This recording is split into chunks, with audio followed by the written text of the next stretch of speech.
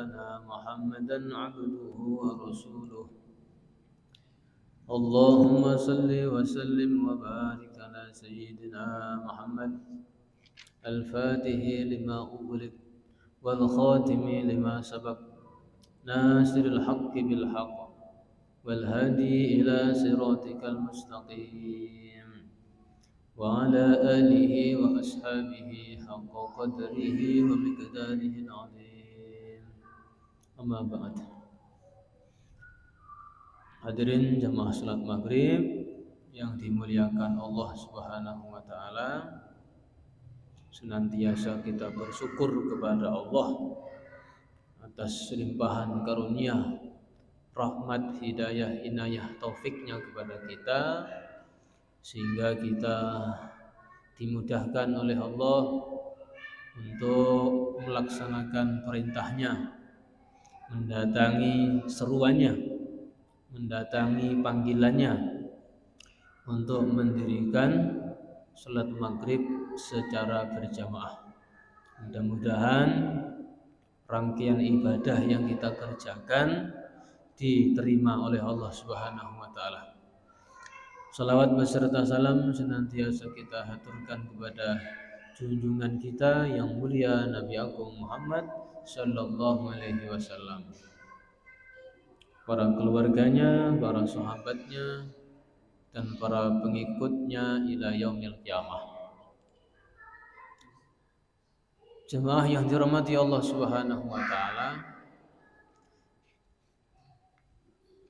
kita akan membahas mengenai kitab fikih. Nanti ada waktu untuk membaca kitab fikih, nanti ada waktu untuk buka pertanyaan. Jadi majelis masail. Nanti ada waktu yang pertama untuk membaca, memaksudi yang dibaca, menjelaskan apa yang dibaca dalam kitab. Setelah itu ada pertanyaan. Nanti yang bisa dijawab langsung. Kalau yang belum ketemu jawabannya, nanti dimusyawarahkan. Sebelum kita membahas mengenai kitab fikih, jadi perlu kita sampaikan daripada kepentingan ilmu. Ilmu di dalam kehidupan manusia itu di dalam posisi yang terpenting, menduduki posisi yang terpenting. Di dalam usaha dunia, ilmu itu diutamakan.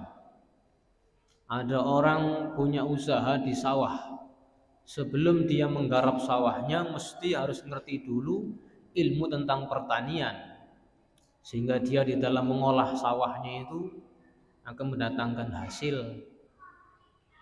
Ada orang punya kebun, sebelum dia menggarap kebunnya juga mesti sudah memiliki ilmu pengetahuan tentang kebun, sehingga ketika kebun digarap akan mendatangkan hasil. Ada orang sibuk di dalam pertokoan, dalam perdagangan, sebelum dia melangkah untuk usaha berdagang mesti dia harus ngerti dulu ilmu pengetahuan tentang perdagang, sehingga di dalam usaha berdagang mendatangkan hasil.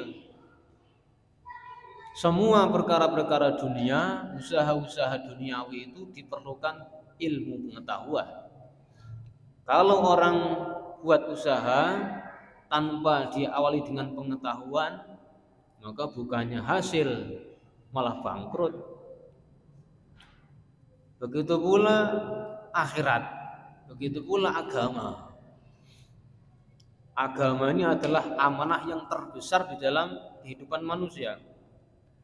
Dulu Allah Subhanahu wa Ta'ala telah menawarkan amanah agama kepada langit, kepada bumi, kepada gunung-gunung. Semuanya menolak. Fa'abaina ayyahmilnaha fa'asfaqna minha. Langit yang begitu kokohnya, bumi yang begitu kuatnya, gunung yang begitu gagahnya tidak berani menerima tawaran untuk mengemban amanah agama. Tetapi wa hamalahal insan. Manusia yang Allah katakan wa khuliqal insanu dhaifa, manusia itu bawaannya adalah memang lemah. Lemah, kemudian dia sanggup mengemban amanah agama. Langit yang kuat tidak mampu, tidak sanggup. Manusia yang lemah malah menyanggupi untuk menerima daripada amanah agama.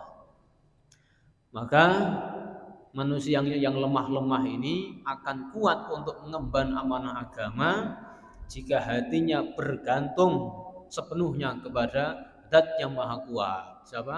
Allah.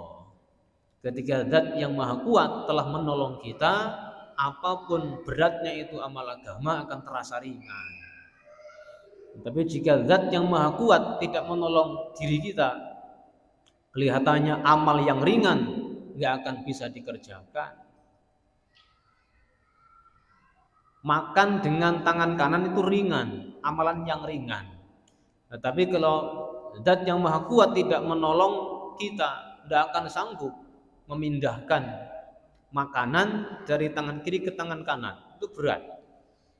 Maka dibutuhkan bergantung sepenuhnya kepada Allah, berharap-harap sepenuhnya hanya kepada Allah, sehingga amanah agama ini bisa kita kerjakan secara istiqomah sampai kita menghadap Allah. Ketika amanah agama dibuat dengan istiqomah, hasilnya juga besar. Ridhonya Allah, hasilnya surga. Jika amanah ini enggak dikerjakan, amanah kok ditinggalkan, amanah kok dibuang, maka bahayanya, hasilnya atau akibatnya juga begitu besar. Murkanya Allah berupa nerakanya Allah. Jadi agama ini bukan perkara main-main, perkara yang serius, amanah besar. Maka di dalam mengamalkan agama ini dibutuhkan ilmu. Kalau nggak ada ilmu, ya tidak akan bisa mengamalkan agama. Tidak akan bisa, nggak tahu, nggak ngerti apa yang mau diamalkan. Maka untuk itu hukumnya fardu ain bagi setiap orang Islam untuk belajar ilmu agama. Dulu ketika Nabi Isra Mi'raj, malamnya mendapatkan perintah sholat 5 waktu. Ketika beliau sudah kembali ke Mekah di waktu fajar itu beliau belum memulai sholatnya. Sudah diperintah sholat 5 waktu, begitu pulang sampai ke Mekah belum dikerjakan. Apa masalahnya? Subuh belum dibuat subuhnya. Jadi dimulai di waktu zuhur. Ketika Jibril telah datang mendatangi baginda Nabi, mengajari bagaimana cara melaksanakan sholat 5 waktu itu. Jadi malam ada perintah sholat 5 waktu, belum bisa dikerjakan karena belum ada ilmunya. Setelah malaikat Jibril datang di waktu pagi mengajari cara-cara sholat, maka dimulailah di waktu zuhur itu. Jadi permulaan dikerjakannya sholat 5 waktu setelah masuk waktu zuhur. Itu setelah datangnya ilmu. Kita akan memulai pembahasan fikih dari awal. Bismillahirrahmanirrahim. Al-miyahu, macam-macam air allati yajuzu yang boleh, ayyasehu yakni sah, at-tadhiru bersuci biha dengannya. Sab'u miyahin ada 7 macam air.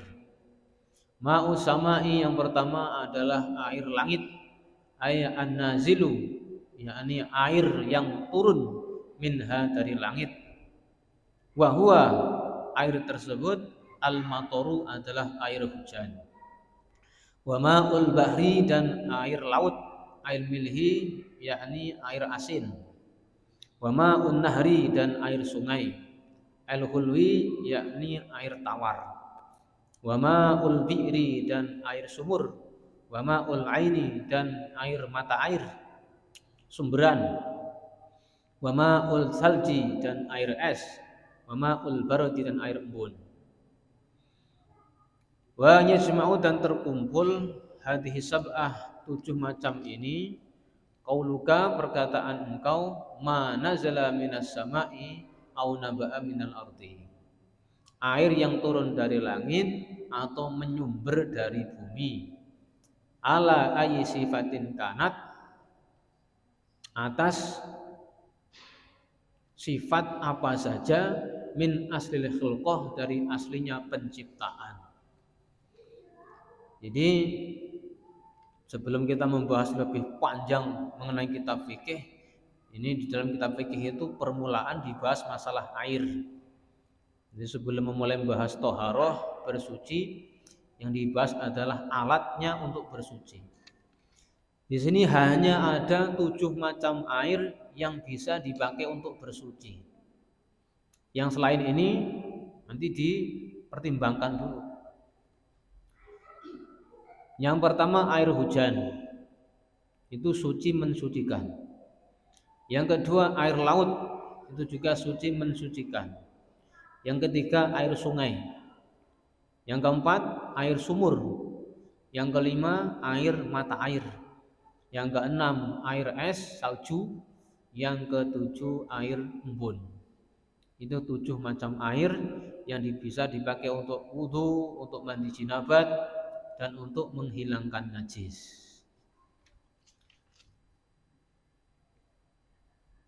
Diringkas oleh musannaf dibagi 2. Ada yang dari langit, ada yang dari bumi. Yang dari langit itu air hujan, air embun, dan air salju.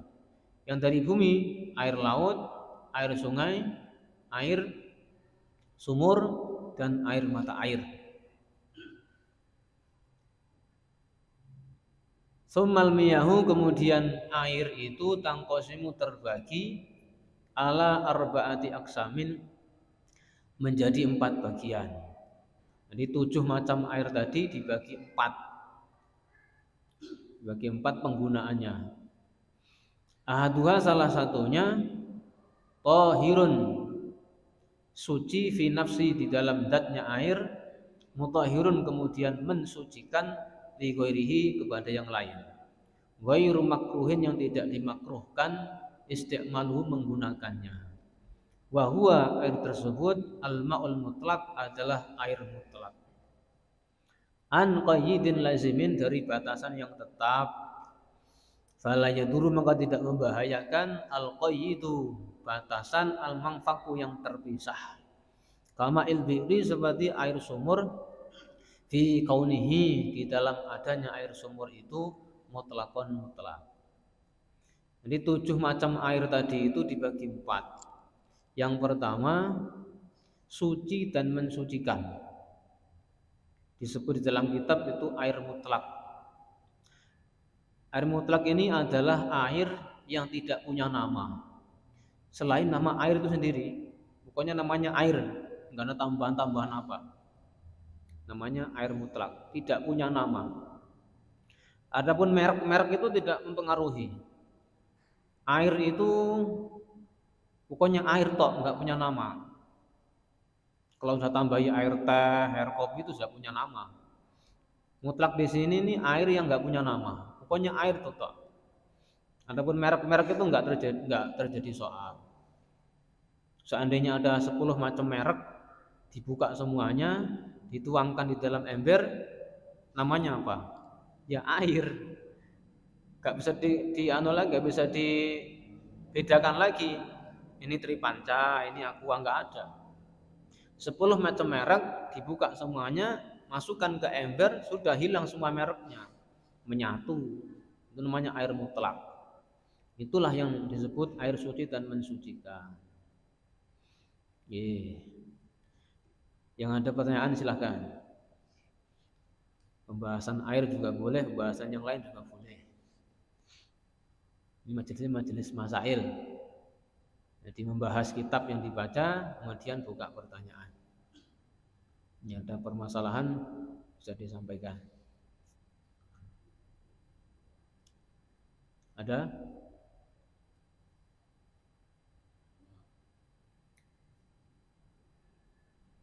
Ya boleh, kalau dia yang bertanya ditanyakan, kalau nggak ada diteruskan.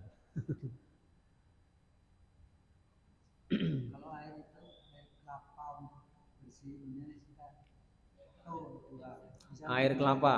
bisa mencucikan. Air kelapa itu bukan termasuk 7 macam tadi. Bukan juga air hujan, bukan juga air embun, air es, bukan juga yang dari bumi. Itu namanya dari buah. Itu bukan air mutlak. Sudah punya nama, air kelapa. Seandainya ada apa jenenge air kelapa satu ember, dipindahkan ke tempat yang lain, tetap namanya air kelapa, nggak bisa berubah. Itu suci, cuman nggak bisa untuk mensucikan, cukup dikonsumsi saja. Nggak bisa untuk wudhu, nggak bisa untuk menghilangkan najis, nggak bisa untuk mandi jinabat. Air kelapa cukup dikonsumsi saja. Air aqua itu air mutlak namanya, suci mensucikan. Air aqua, air apa ki?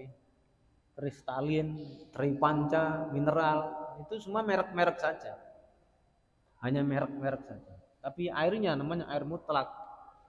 Dia nggak punya nama. Air tok namanya itu. Air jernih. Kalau ini bukan nama, ini namanya merek.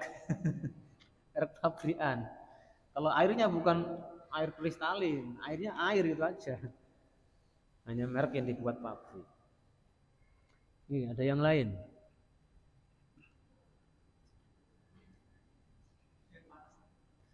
Air panas ya. Misalkan kita ya biasa jinabat mungkin ya. Musim-musim dingin jinabat, mau mandi malam-malam, mau tahajudan, dingin sekali. Kemudian kita ambil air direbus. Kemudian setelah mendidih dicampurkan ke air yang ada di bak itu. Ya, selagi nggak ada campurannya tetap suci mensucikan. Kan tetap namanya air tuh. Setelah air mendidih itu dimasukkan ke dalam ember, apa bisa dipisahkan? Ini yang hangat, ini yang dingin, nggak bisa. Ini yang rebusan, ini yang tidak. Kalau sudah ini menyatu, nggak bisa dipisahkan lagi. Tetap namanya air mutlak. Cuman bedanya panas dan dingin. Ini suci mensucikan. Kalau sudah dicampur yang lain baru beda. Udah panas dimasukin teh, ya sudah itu. Nggak bisa dipakai untuk mandi. Untuk bisa itu ya. Bisa. Yeah. Man kalau kita ini bersuci menggunakan air yang sangat panas atau yang sangat dingin itu makruh. Makruhnya itu karena tidak bisa menyempurnakan basuhan. Kalau kita wudhu dengan air yang begitu panas, nanti itu nggak fokus, nggak khusyuk itu. Fokusnya ke merasakan panasnya air itu. Maka wudhu dengan menggunakan air yang begitu panas itu makruh. Ya sah tapi makruh. Hingga air panas dicampur dulu dengan air yang dingin biar anget. Yeah. Ada lagi yang lain. Itu udah agak panjang bahasan air nih, kalau kita kupas panjang betul. Kalau nggak ada teruskan ya. Itu yang pertama, air yang suci mensucikan disebut mutlak, yaitu air yang tidak punya nama. Wasani yang nomor 2, tohirun mutahhirun, suci dan mensucikan. Makruhun yang dimakruhkan istiqmaluhu menggunakannya. Fil badani di dalam badan, la fis saubi tidak di dalam pakaian. Wahua air tersebut al-ma'ul musyammas adalah air yang dipanaskan.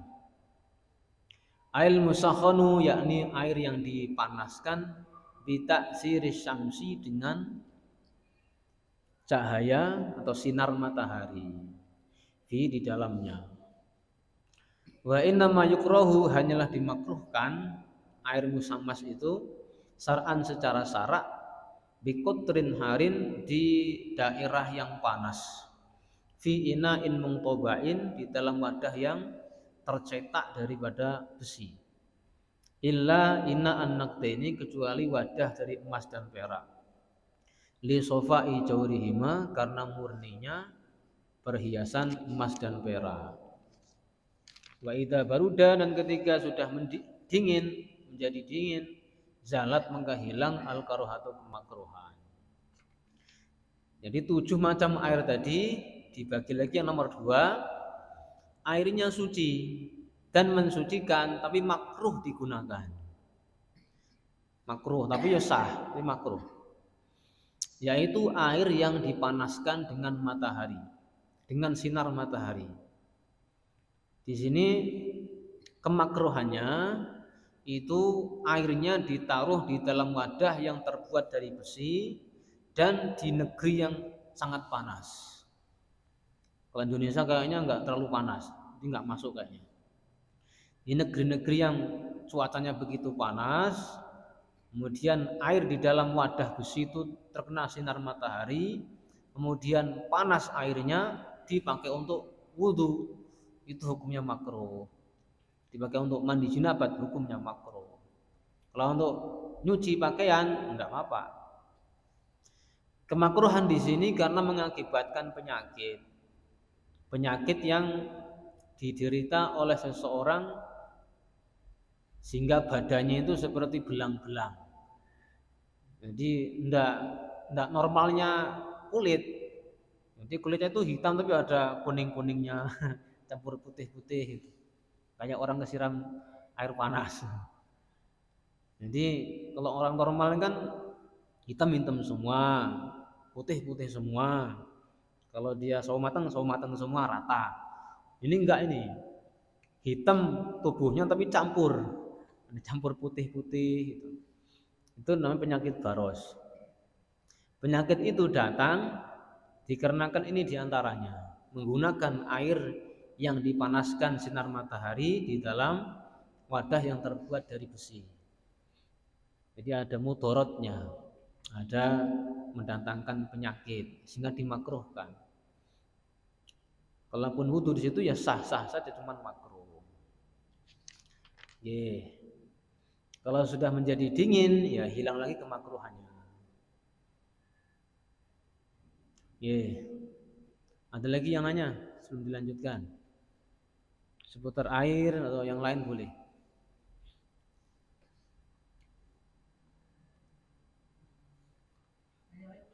Boleh.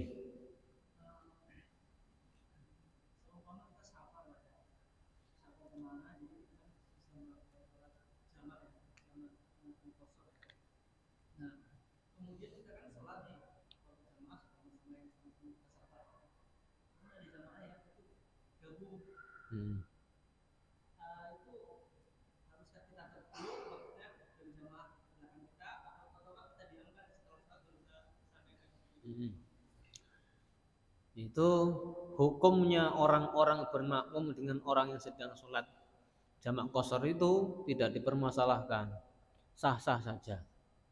Yang tidak boleh itu kita yang sedang qashar jamak bermakmum dengan orang yang sholatnya sempurna, itu yang nggak boleh, nggak sinkron, itu yang nggak boleh. Di situ yang dikuatkan itu niatnya si makmum. Kalau dia bermakmum dengan orang, misalkan dia sholat maghrib, ada orang di sini sholat ba'diyah maghrib, orang baru datang bermakmum dengan si orang yang sholat sunnah ini, ya sah saja. Jadi orang sholat fardu, imamnya sholat sunnah, sah. Jadi longgar.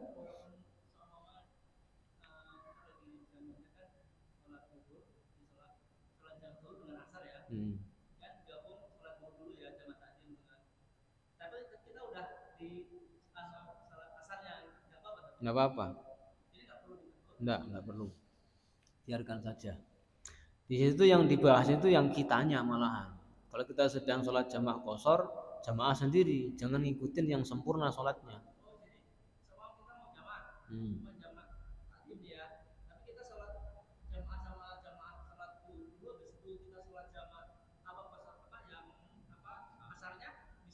Bisa. Itu kan kalau kita jamak takdim, itu niatnya di sholat yang pertama, di waktu sholat. Yang penting sebelum kita salam sudah niat duluan. Di sini kita duhurnya kan sempurna 4 rakaat. Di tengah-tengah kita sedang sholat itu niat jamak takdim. Asar dikerjakan di waktu duhur. Kalau kita pengen yang sempurna 4 rakaat. Tapi kalau kita ngejar cepatnya nyari rukhsahnya, ya jamaah sendiri aja 2 rakaat dikosor. Ya seumpama kita pengen kan masih kuat, masih muda-muda, sempurnakan yang 4 rakaat dulu. Di tengah-tengah kita sedang sholat itu niatkan jamak takdim. Yang penting sebelum salam. Itu biasanya kalau kita safar itu sudah koordinasi dulu. Nanti kita jamak takdim. Semua tahu. Ya bagusnya kita sholat sendiri. Jadi kita ambil rukhsahnya 2 rakaat qashar. Niatnya di sholat yang pertama. Kalau ada orang kok gabung di belakang terserah. Dibiarkan saja. Hukumnya sah. Longgar. Di dalam fikih itu yang paling dibahas yang sholat itu sendiri. Kalau kita niat qashar tapi imamnya 4 rakaat itu yang dipermasalahkan. Enggak sama.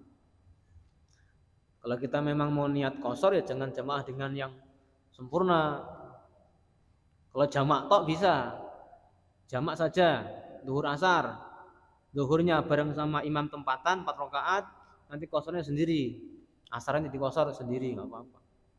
Tapi kalau diqashar jangan bermakmum. Jangan. Kalau bermakmum ya siap 4 rakaat.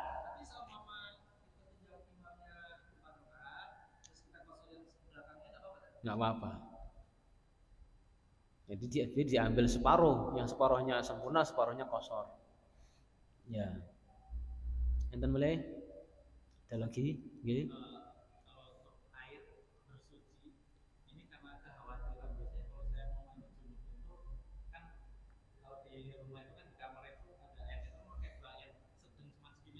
Nggih.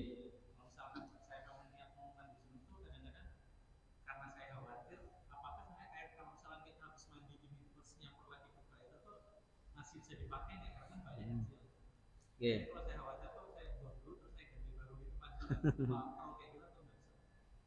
Jadi kalau kita sedang mandi jinabat, yang paling diutamakan itu kita harus mensucikan tangan terlebih dahulu. Karena tangan nanti yang akan bergerak terus-menerus mengambil air. Ini air sedikit, cuman bak kecil. Kita sudah niat mandi jinabat. Begitu tangan kita masuk di situ langsung mustakmal airnya. Gak bisa dipakai untuk membasuh yang lain, cukup basuh tangan saja. Itu masalahnya. Ini kalau kita air sedikit, pertama kita ambil gayung. Ini kita sucikan tangan kita dulu, mandi jinabat tangannya dulu. Setelah sudah suci tangannya, ngambil bebas.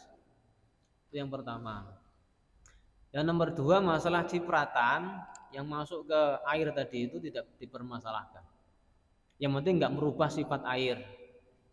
Rasanya, baunya, warnanya nggak berubah, cipratan itu nggak dipersoalkan. Oke. Jadi yang penting itu pas ngambil itu kena air sedikit. Sudah niat mandi jinabat, tangan lo gayungnya nang jero langsung mustakmal itu. Air sedikit. Karena sudah diniatkan mandi jinabat, tangan masuk. Jadi cukup air yang seember itu untuk mensucikan tangan saja. Untuk yang lainnya ngambil air yang baru. Makanya begitu sebelum mandi, tangan terlebih dahulu disucikan. Kalau airnya sedikit, tapi kalau pakai shower enggak masalah. Jadi kalau misalkan mensucikan tangannya pakai air dari keran, terus mandinya dari bayan, enggak masalah. Ini tangannya suci dulu ini. Tangan suci dulu. Di situ masalahnya kalau air sedikit, harus hati-hati. Kalau enggak pakai ember kan aman, langsung pakai shower enggak ada masalah. Ini masalahnya yang pakai ember air sedikit.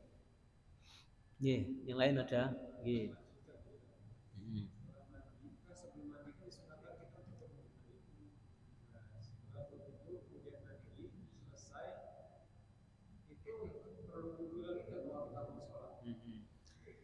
Jadi ada kesunahan wudhu sebelum mandi jinabat. Seandainya ketika kita mandi tadi tidak batal wudhunya, maka nggak perlu ngulangi wudhu lagi. Kalau kita mau mengulanginya ya sunnah juga mengulangi wudhu, tapi nggak wajib. Maka kalau kita sudah wudhu, kalau gosok-gosok ya dengan punggungnya tangan dengan ini. Gosok-gosoknya pakai luarnya tangan. Kira-kira marem nggak gosok-gosok dengan menggunakan punggung? Ya, nggak kentut, nggak juga nggak kencing, nggak megang kemaluan, nggak megang depan belakang, ya nanti wudhunya nggak bakal lanjut sholat. Iya. Kalau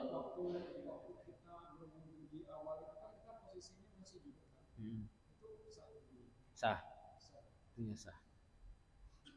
Karena disunahkan wudhu di situ, hukum fikihnya berarti ya sah.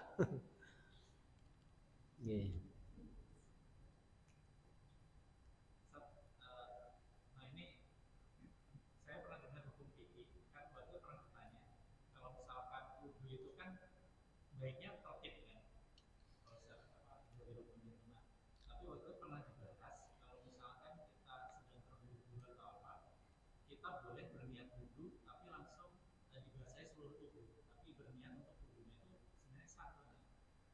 Kalau itu kasusnya bukan di keran-keran seperti ini, itu di kali, di kolam.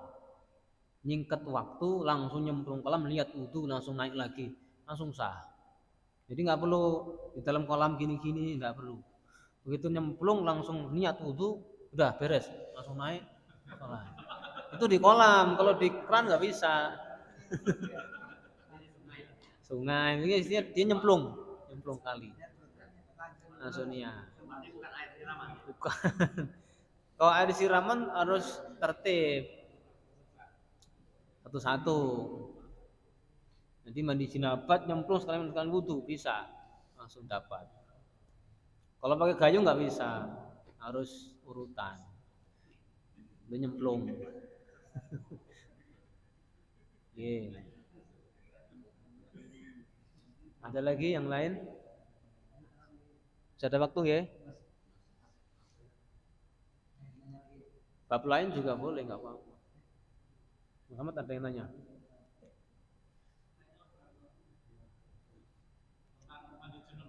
Yeah.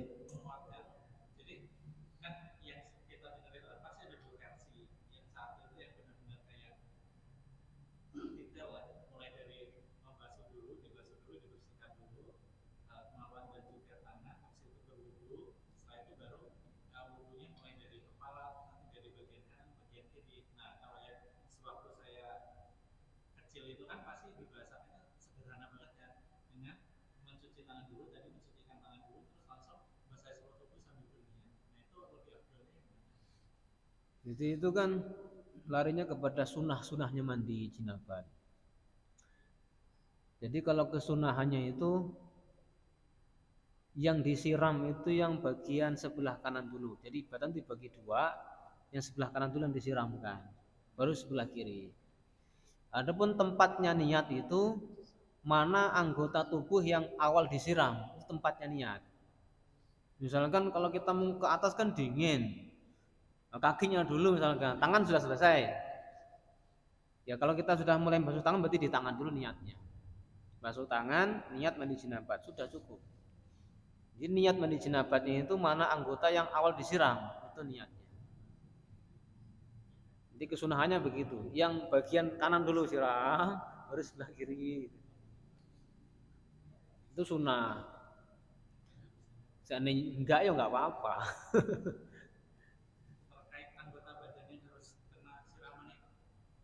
Ya semuanya harus rata. Kalau mandi jinabat harus rata semuanya.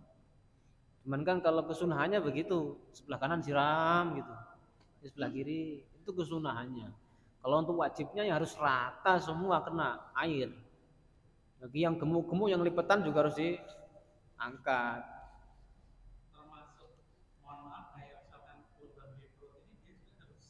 Harus kena air semuanya. Orang gemuk kan dia banyak lipetan-lipetan loh. Sini diangkat siram. Kan bisa untuk nyimpen HP juga di sini loh. Kalau gemuk. Kalau nggak disiram, nggak diangkat, nggak kena air. Harus kena semua. Itu wajibnya itu rata kena air. Kayak yang lipetan-lipetan, bagian badan yang susah kena air, kaki-kaki yang pecah-pecah juga harus kena air semua, rata. Nih, ada lagi yang lain?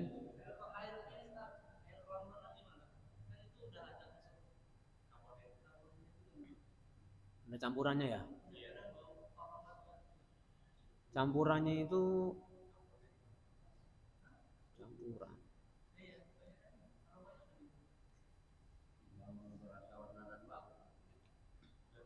Dia itu bahannya apa? Bahannya itu apa?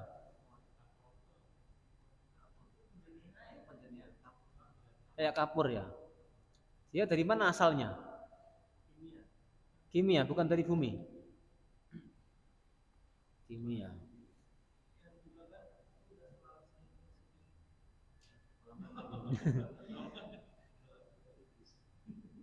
Kalau dia nggak merubah sifat air ya nggak jadi masalah sebenarnya.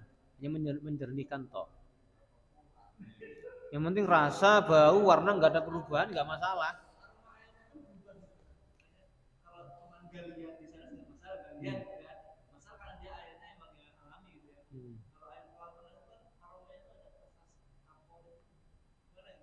Hmm. Kalau rasanya juga berubah, biasa. Hmm. Baunya aja. Jadi perkara yang mencampur ke dalam air itu istilahnya mukhalid. Itu nanti batasannya ngerubah apa tidak. Kalau ngerubah ya nanti jadi masalah. Beda kalau dia mau dari bumi asalnya, kayak kapur apa itu dari bumi. Kapur yang dari bumi dimasukkan ke air enggak jadi masalah karena memang dari bumi asalnya. Kayak tanah, garam. Ini kita punya kolam kita kasih garam 5 kilo nggak masalah. Karena garam dari bumi asalnya. Tanah juga. Kalau kapur itu dari kimia. Patokannya kalau dia terjadi perubahan berarti nggak mensucikan. Suci nggak mensucikan. Kalau ada perubahan warna, rasa dan bau, itu ukurannya. Kalau ada jadi perubahan berarti nggak bisa dipakai untuk bersuci. Jadi mandi biasa berarti bukan mandi jinabat. Yeah. Kalau air sulingan, airnya kotor gitu, kemudian disuling, kemudian jernih lagi, bisa dijual belikan. Gimana hukumnya? Tadinya kan kotor itu, banyak sampah-sampah, bahkan bisa juga najis itu, air yang begitu banyak limbahnya. Setelah disuling kok jernih lagi ya suci lagi. Jadi air yang banyak, yang tadinya berubah, kemudian nggak bisa dipakai, setelah diproses kok kembali seperti mutlak lagi, berarti suci lagi.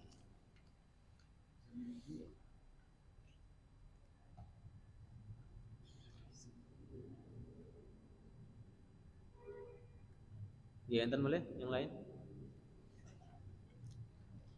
Jadi masalah kolam renang tadi dilihat dulu, dicek dulu. Rasanya bagaimana, baunya, warnanya. Kalau emang dia nggak ada perubahan ya suci. Walaupun di mandi tempat mandi nggak masalah. Kan dia jumlahnya banyak itu. Ada yang kencing di situ mungkin kan. Yang penting dia jumlahnya banyak, nggak ada perubahan, ya tetap nggak mempengaruhi.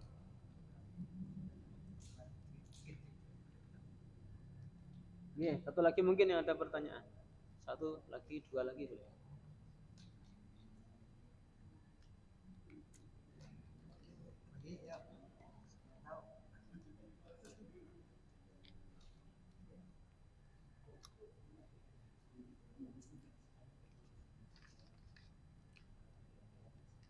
Untuk air mustakmal nanti di belakang dibahas ya.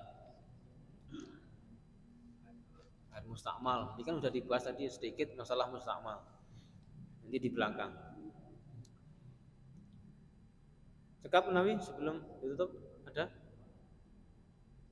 Cukup ya? Sebelum selesai. Oh, ada.